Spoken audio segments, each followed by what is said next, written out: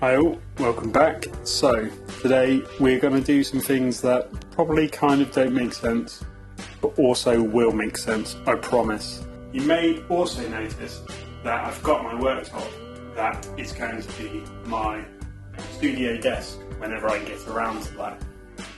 I've got the legs which you're currently sat upon and a radiator, so we're going to have some heat in here, which is really good. Biggest thing you've probably noticed is the walls still are not painted. Put on that coat last time, that's all dried, I've sanded it back. I would paint it, but I am terrible at painting, so my brother-in-law, who is amazing, has offered to paint, and so is my wife as well. So those two are going to paint this room and get it looking good. I just need to get it prepped for next Monday when all the electrics go in, and when the electrics have gone in and it's painted, the floor can go in, which is really, really good. The floor is here. I'm going to show you a picture now. Ha! Floor, it's here.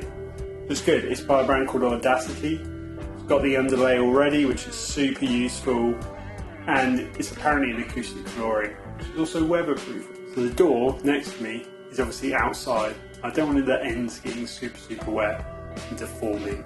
So having a waterproof top layer should be really, really helpful for that.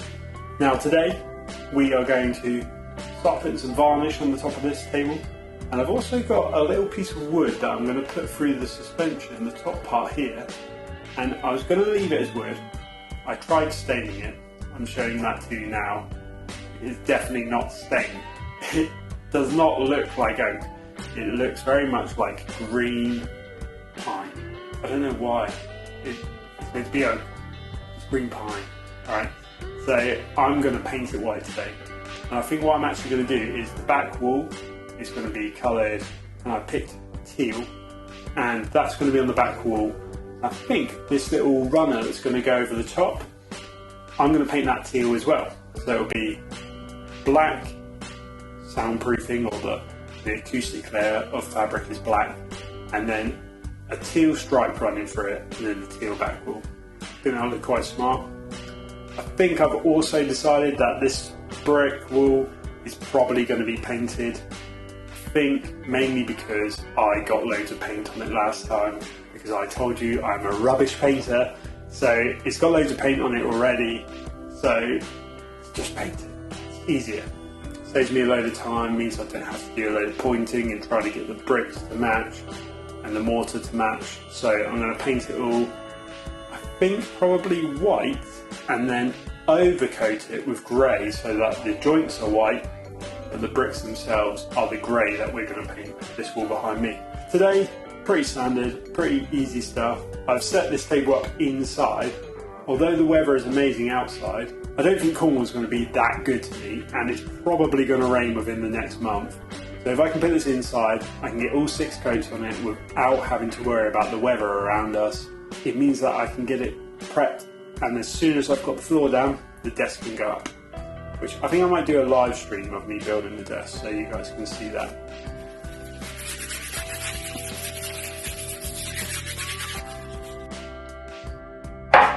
I'm going to be finishing this in this Osmo, this natural oil type wax that goes on the surface. Leaves a really good finish, doesn't hurt the environment, and I think it's really good for protecting these wooden surfaces. I think this is made for worktops normally, and this is a worktop that I'm using, so it makes complete sense. This is actually solid oak, it's not a laminate worktop like you might get from IKEA, and because it's solid oak, it means we've got to be a lot more careful in that it will take in moisture, it could bend, it could crack. So we need to finish it with a quality finish so that later on down the road I don't have to spend a load more money trying to fix it. So you just saw me wash it off, wipe it off, let the grain rise a bit, and now I'm going to stick my first coat of this on. So I'm going to be applying this with this bit of J-cloth. I don't recommend that for every single kind of finish. Some finishes are really quite flammable, things like Danish oil and even true oil to some extent, and after you've finished doing your finish, you can basically end up with a little exploding bomb left in your house. I would tend to use something that's more disposable, like a piece of kitchen roll or some kind of thing that I could chuck away, dispose of much easier than this. Some of them are really bad and will spontaneously combust. This one's natural, like I said a minute ago, so we're going to just stick it on and see how it goes.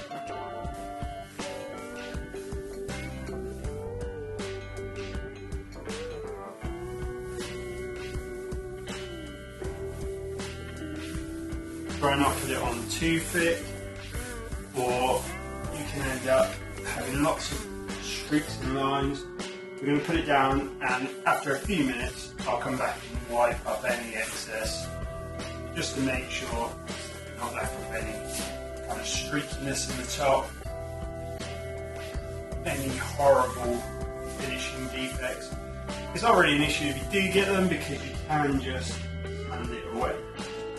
So I'm on phone cam because the little Osmo that could, evidently could not. I actually did a big video shoot yesterday and forgot to charge it. So you can see by the light on there, there's quite a bit of that Osmo oil wax sat on the surface. I'm going to go back in and wipe that off in a second so that it's not quite so liberal on there.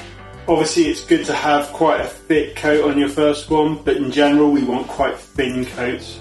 So I don't want any sat on the surface, it's just going to lead to streaking, which I obviously do not want. So I'm going to go back in now, wipe it all off, and leave it to dry for 24 hours. It takes a really long time. I'm guessing because it's natural and not oil or alcohol based, it's going to take a lot longer for it to settle in. So like I said, 24 hours. I put it inside so that I don't have to worry if it's raining, and come back out, whack another coat on it. So let's do that now. One thing I forgot to mention is I actually put quite a thick coat on this end grain. End grain of wood tends to suck up all of your finish. But look, you can see all my lovely white lines there. Let's go back and clear them up. As you can see, far less streakiness now. Looking absolutely beautiful. Love this staved wood look with the oak, all of its knots. It's going to be a great desk. A couple of days later, and as you might be able to tell, we've done a lot of painting. That's what I've been up to this weekend. The room is also somewhat clearer than it was before. The top's out at the minute. I'm going to finish that off when it actually comes to making the desk. But I've painted this wall, and when I say I've painted, I mean my brother-in-law has painted this wall a lovely, I think it's called goose grey colour, and the ceilings are white, and our back wall is teal. This is the first coat, so this is just the first lot on pretty much everything. And you might have also spied quickly, I've decided to paint the brickwork.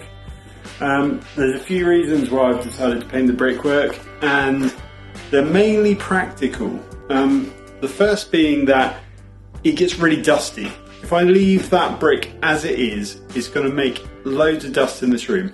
I could seal it, but then it would still be red, and the red looked really weird next to the teal. It wasn't a good combination. So I'm not sure if I'm going to leave it the white, or maybe this goose grey colour. But it's going to be a much lighter colour than the red brick, and it's going to go better with this back wall.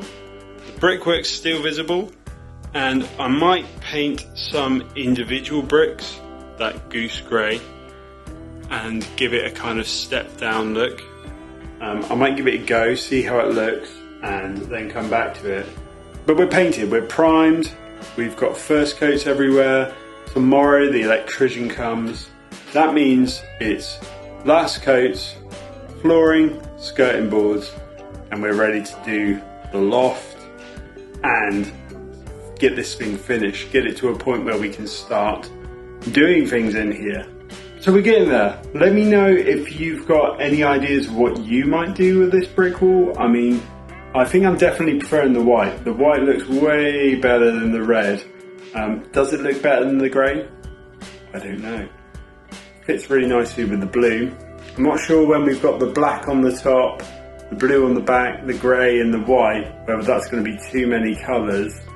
So maybe make this grey just for video. That is the other reason why I wanted this a lighter colour than the red. It helps to reflect the light a lot better. It means it's going to make it much easier for us to film in here, and it's not going to tinge everything that red colour. Especially if we're going for blues and greys and lighter colours, that red really might be an issue when it comes to the edit. Let me know what you think, and next time I see you, hopefully this will be on its last coat and there'll be electricity in here and we can have a look at that. See you guys later. Bye!